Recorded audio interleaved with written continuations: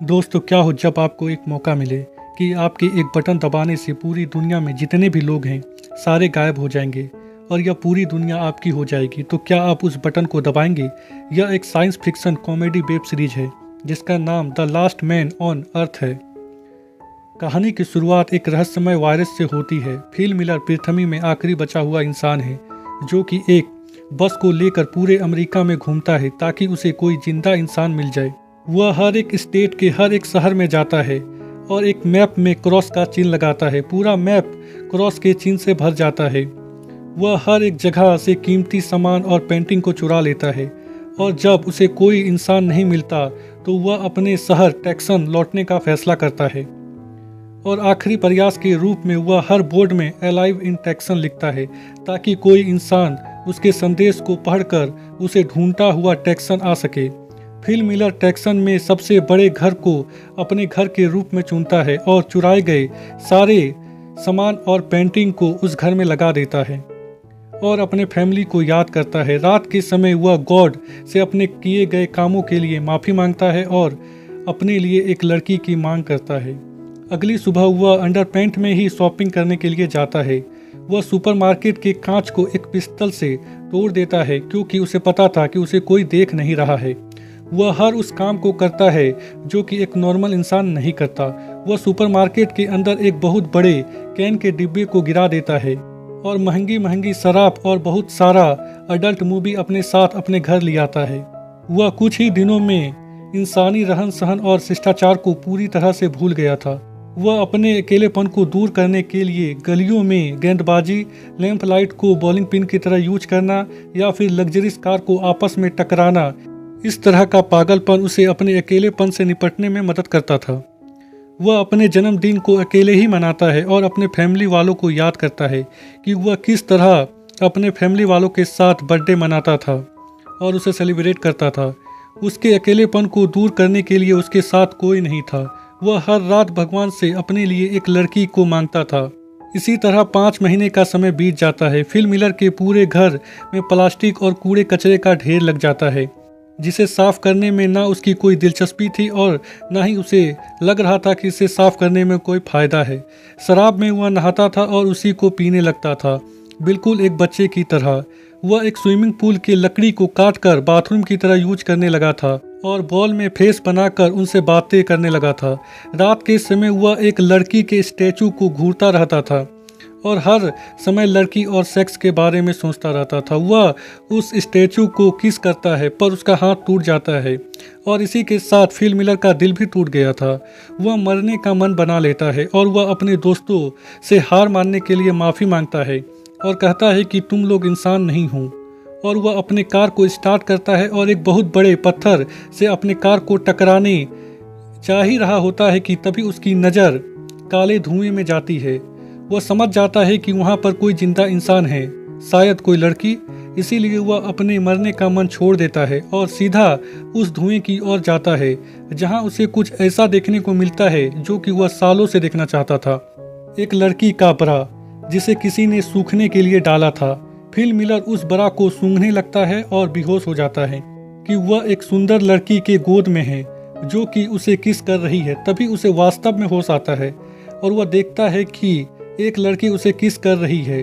वह सुंदर तो नहीं पर उम्र में उससे बड़ी होती है जो कि फिल मिलर को CPR दे रही थी क्योंकि उसे लग रहा था कि फिल मिलर मर रहा है। वह तुरंत उस लड़की से दूर हट जाता है और उससे कहता है कि वह सुंदर लड़की कहाँ गई। कैरोल उसे अपने अंडरपैंट को देखने को कहती है जो कि गीला होता है। फिल मिलर उसे कहता है कि मैंने अपने अंडरपैंट को गीला नहीं किया और वह कैरोल की तरफ बढ़ता है। यह देखकर कैरोल बंदूक निकाल लेती है और फिल मिलर मान लेता है कि हाँ, उसने अपने पैंट को गीला किया था। कैरोल उसे बताती है कि अलाइव इन टेक्सन देखकर वह यहाँ पर आई है। ऐसे तो फिल मिलर हर रोज भगवान से लड़की मांगता था पर आज लड़की उसके सामने थी पर वह उतना उत्साहित नहीं होता। कैरोल फिल मिलर के साथ उसके घर देखने जाती है। रास्ते में फिल ट्रैफिक नियमों को नहीं मानता। कैरोल उसे कहती है कि हमें ट्रैफिक नियम को मानना चाहिए और ट्रैफिक में रुकना चाहिए पर फिल कहता है कि क्या फ़र्क पड़ता है, यहाँ पर तो कोई है ही नहीं।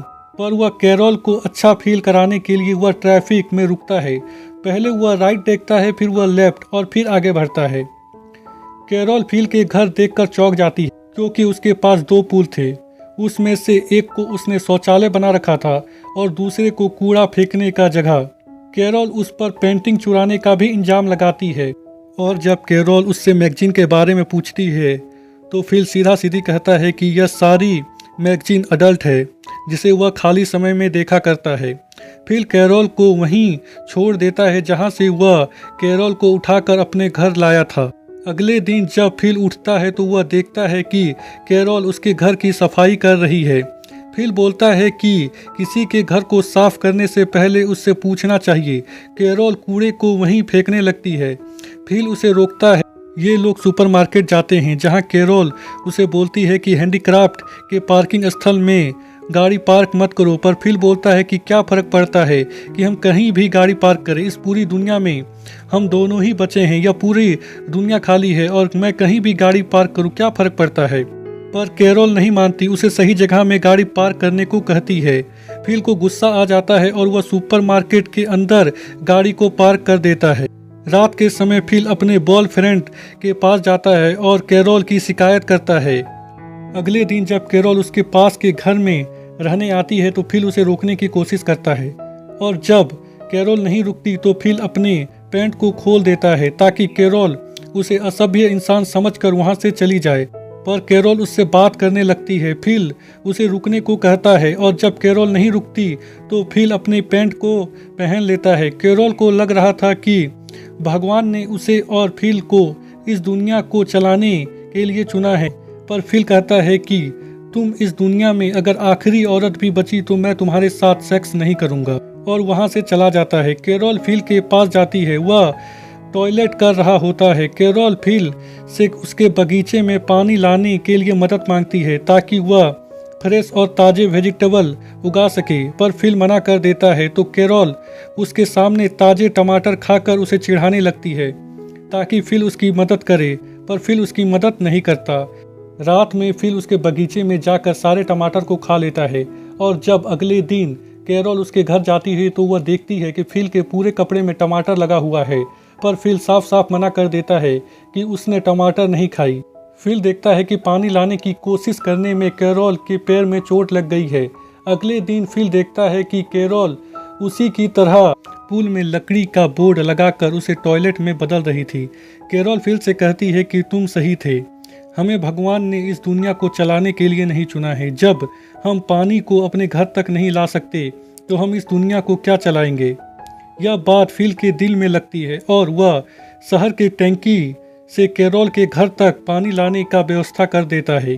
कैरोल यह देखकर बहुत ही खुश होती है और उसे रात के डिनर के लिए इनवाइट करती है जहां ये लोग ताजे सब्जी से बने डिनर का लुत्फ उठाते हैं। कैरोल फिल से कहती है कि तुमने मुझे अपना पैंट उतार कर दिखाया, शायद भगवान चाहता है कि हम इस दुनिया को आगे बढ़ाएं। फिल भी कैरोल के साथ सेक्स करने को तैयार हो जाता है, पर कैरोल शादी से पहले सेक्स नहीं करना चाहती थी। फिल कहता है कि क्या फर्क पड़ता है, यहाँ तो कोई देखने के लिए भी नहीं है। कैरोल शादी से पहले सेक्स करने को तैयार नहीं होती। वह बोलती है कि बिना शादी के वह बच्चे पैदा नहीं करेगी। फिल उसकी बात मान लेता है और उसे प्रपोज करता है शादी करने के लिए।